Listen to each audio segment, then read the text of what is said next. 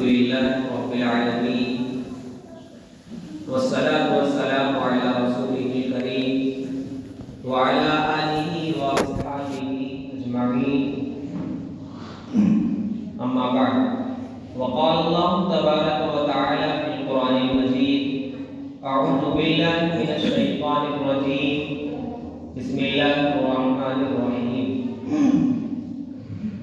يثبت الله الذين آمنوا بالقول الثابت في الحياة الدنيا وفي الآخرة وقال النبي صلى الله عليه وسلم إنما القبر روضة من رياض الجنة أو حفرة من حفر النار أو كما قال عليه الصلاة والسلام.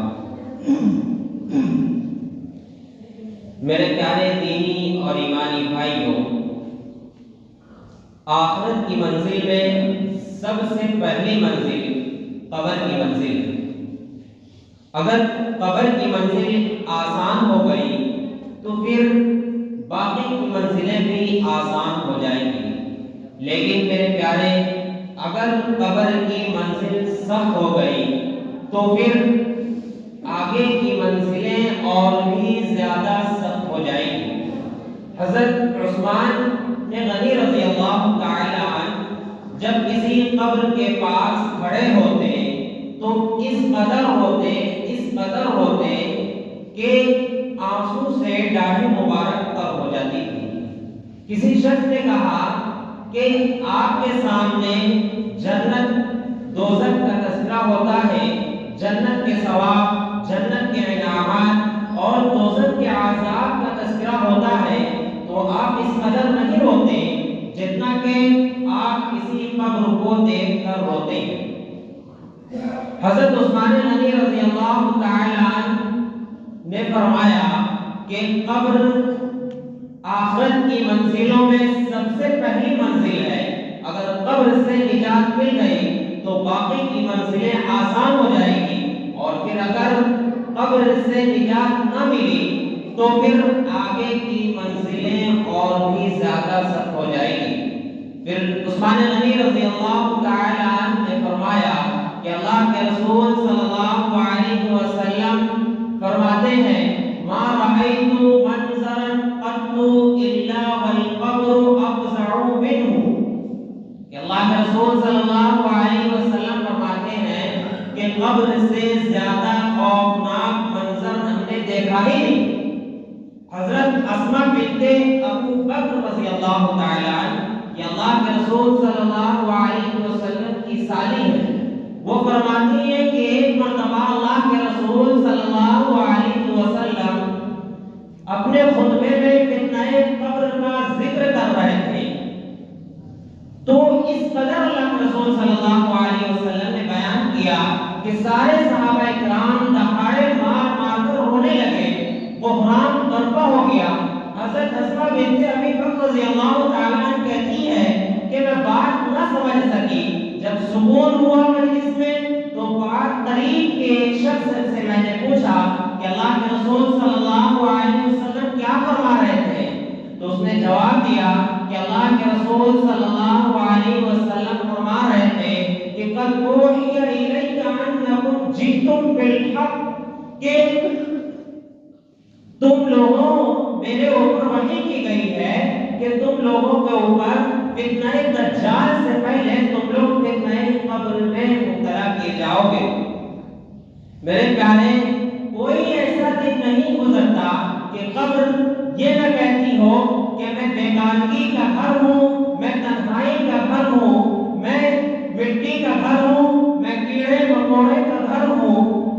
جب بندہ مومن قبر دفن کیا جاتا ہے قبر میں تو قبر اس سے کہتی ہے کہ تیرا آنا مبارک ہو، میری پشت پر جتنے لوگ چلتے تھے اس میں تم مجھے سب سے زیادہ محبوب تھے. جب آج تم میرے حوالے کیے گئے ہو، میرے پاس آئے ہو، تو دیکھنا کہ میں تیرے ساتھ کتنا اچھا سلوک کروں گی. پھر قبر اس مردے کے لیے، نیک مردے کے لیے، اس کی حد نگاہ جہاں تک نگاہ جاتی ہے وہاں تک قبر کشادہ ہو جاتی ہے، جنت کے دروازے کھول دیے جاتے ہیں. لیکن میرے بھائی، اگر کوئی بدکار مردہ ہوتا ہے تو قبر اس سے کہتی ہے کہ تیرا آنا نامبارک ہو، جتنے لوگ میری پشت پر چلتے تھے اس میں تو مجھے سب سے مبغوض تھا، اور جب آج تو میرے سپرد کیا گیا ہے تو پھر آج دیکھنا کہ میں تجھے کس طرح سزا دیتی ہوں۔ پھر قبر اس طرح تنگ ہوتی ہے، اس طرح تنگ ہوتی ہے کہ دائیں طرف کی پسلی بائیں طرف کی پسلی میں گھستی ہے، اور بائیں طرف کی پسلی دائیں طرف کی پسلی میں گھستی ہے، اور پھر 70 اژدہے مسلط کیے جاتے ہیں۔ ایک روایت میں آتا ہے کہ 99 اژدہے مسلط کیے جاتے ہیں، جن میں ایک اژدہے کی طاقت یہ ہوتی ہے کہ اگر وہ زمین پر پھونک دے تو قیامت تک زمین پر کچھ اگنے والا نہیں۔ ایسے 99 اژدہے ان پر مسلط کیے جاتے ہیں، اور پھر یہ اژدہے مسلسل اسے ڈستے رہتے ہیں یہاں تک کہ قیامت آ جائے۔ اللہ کے رسول صلی اللہ علیہ وسلم نے فرمایا انما القبر روضۃ من ریاض الجنہ او حفرۃ من حفر النار، کہ قبر جنت کے باغوں میں سے ایک باغ ہے اور پھر دوزخ کے گڑھوں میں سے ایک گڑھا ہے۔ دوزخ کے گڑھوں میں سے ایک گڑھا ہے، یعنی مومن بندوں کے لیے قبر جنت کا باغ بن جاتی ہے، اور بدکار بندوں کے لیے قبر دوزخ کا ایک گڑھا بن جاتی ہے۔ یعنی جب مومن بندہ قبر میں جاتا ہے، اب یہ پھر انسانوں پہ منحصر ہے کہ وہ چاہے تو اپنے قبر کو اپنے لیے جنت کا باغ بنا لے، یا پھر اپنی قبر کو اپنے لیے دوزخ کا ایک گڑھا بنا دے۔ بذاتِ قبر نہ ہی تو جنت کا ایک باغ ہے اور نہ ہی دوزخ کا کوئی ایک گڑھا ہے، بلکہ انسان کا عمل ہی قبر کو جنت کا باغ بناتی ہے اور پھر قبر کو دوزخ کا ایک گڑھا بھی بناتی ہے۔ اللہ کے رسول صلی اللہ علیہ وسلم فرماتے ہیں کہ جب مردہ دفن کیا جاتا ہے تو پھر اس کے پاس 2 فرشتے آتے ہیں، جس کا رنگ کالا ہوتا ہے اور آنکھیں اس کی نیلی ہوتی ہے۔ ایک کو منکر نکیر، ایک کو منکر کہا جاتا ہے، دوسرے کو نکیر کہا جاتا ہے۔ وہ مردہ سے 3 سوالات کرتے ہیں۔ نمبر 1، من ربک، تمہارے رب کون ہے؟ دوسرا سوال کرتے ہیں ما دینک، تمہارا دین کیا ہے؟ تیسرا سوال کرتے ہیں ما کنت تقول فی ھذا الرجل محمد صلی اللہ علیہ وسلم، کہ نبی صلی اللہ علیہ وسلم کے بارے میں تمہارا کیا عقیدہ ہے؟ مردہ اگر نیک ہوتا ہے تو وہ جواب میں کہتا ہے کہ میرا رب اللہ ہے، اور پھر اگر مردہ نیک نہ ہوتا ہے تو اس کے بارے میں بھی آپ سنیں گے۔ مردہ نیک ہوتا ہے تو کہتا ہے میرا رب اللہ ہے، میرا دین اسلام ہے، اور محمد صلی اللہ علیہ وسلم میرے نبی ہیں جنہیں اللہ نے حق کے ساتھ مبعوث کیا تھا۔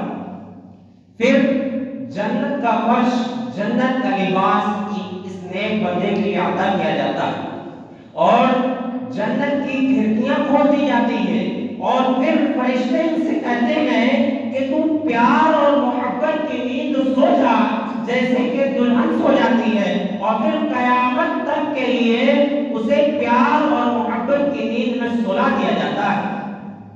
لیکن میرے بھائی، اگر مردہ بددین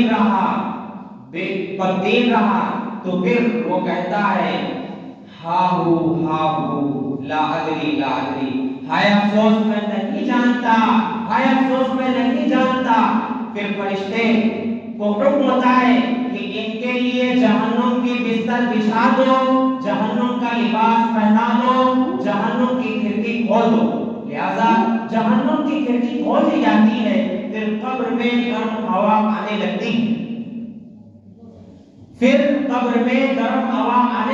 ہے، پھر اس پر ایک ایسا فرشتہ مسلط کیا جاتا ہے جو اندھا ہوتا ہے، جو بہرا ہوتا ہے، اور پھر وہ لوہے کے ہتھوڑے سے قیامت تک اس کی پٹائی کرتا رہتا ہے، یہاں تک کہ مردہ درد کے مارے چیختا ہے، چلاتا ہے، لیکن فرشتے کو کوئی رحم نہیں آتا اس کے اوپر۔ اللہ کے رسول صلی اللہ علیہ وسلم فرماتے ہیں کہ مردہ جو چیختا اور چلاتا ہے اپنے قبر میں عذاب کے ہونے کی وجہ سے، اس آواز کو انسان اور جنات کے علاوہ ساری مخلوق سنتی ہے۔ حضرت زید بن ثابت رضی اللہ تعالیٰ عنہ فرماتے ہیں کہ ایک مرتبہ پیارے نبی صلی اللہ علیہ وسلم بنو نجار، قبیلے بنو نجار کے ایک باغ میں تشریف لے جا رہے تھے۔ وہ خچر جس پہ پیارے نبی صلی اللہ علیہ وسلم سوار تھے، وہ اچانک بہت تیز بھدکا، اور اتنی تیز بھدکا کہ ڈر یہ ہونے لگا کہ اللہ کے رسول صلی اللہ علیہ وسلم کو کہیں گرا نہ دے، اللہ کے رسول صلی اللہ علیہ وسلم کو کہیں گرا نہ دے۔ اس جگہ پر 5 یا 6 قبریں۔ اللہ کے رسول صلی اللہ علیہ وسلم نے فرمایا اس قبر والے کو کون پہچانتا ہے؟ ایک شخص نے کہا کہ اے اللہ کے رسول صلی اللہ علیہ وسلم، اس قبر والے کو میں پہچانتا ہوں۔ اللہ کے رسول صلی اللہ علیہ وسلم نے فرمایا کہ اس قبر والے کی موت کس حال میں ہوئی تھی؟ اس نے کہا کہ شرک میں ان کی موت ہوئی تھی، مطلب یہ شرک کی حالت میں تھے۔ اللہ کے رسول صلی اللہ علیہ وسلم نے فرمایا کہ انہیں عذاب ہو رہا ہے، اور مجھے یہ ڈر نہ ہوتا کہ تم لوگ مردے کو دفنانا چھوڑ دو گے تو میں اللہ سے دعا کرتا کہ اے اللہ اس عذاب کے آواز کی کچھ حصہ ان لوگوں کو بھی سنا دے جو میں سن رہا ہوں۔ مطلب اللہ کے رسول صلی اللہ علیہ وسلم کو یہ ڈر تھا کہ اگر یہ قبر کے عذاب کی آوازیں سنیں گے تو یقیناً ہم لوگ اس سخت آواز کو برداشت نہیں کر سکتے، اور پھر ہماری یہ حالت ہو جائے گی کہ مردے کو دفنانے کے لیے کوئی تیار بھی نہیں ہوگا۔ میرے پیارے، قبر کی منزل بڑی سخت، بڑی کٹھن منزل۔ ہم لوگوں کو قبر کی منزلوں کے لیے، قبر کی منزل کے لیے تیار رہنا چاہیے۔ قبر کی منزل عالم برزخ کی منزل ہے، اس سے ہر ایک کو گزرنا ہے، چاہے وہ قبر میں دفن کیا جائے یا قبر میں دفن نہ کیا جائے۔ ہم اپنے ہاتھوں سے اپنے عزیزوں کو دفن کرتے ہیں، اپنے ہاتھوں سے اپنے رشتہ داروں کو غسل دیتے ہیں، کفن پہناتے ہیں، اس کے بعد نماز جنازہ پڑھ کر ان کو ان کے آخری آرام گاہ تک لے جا کر مٹی کے نیچے دفن کر دیتے ہیں۔ لیکن میرے پیارے، کبھی ہم غور نہیں کرتے کہ ان کے ساتھ ہونے والا کیا ہے، کبھی ان کے بارے میں سوچتے نہیں۔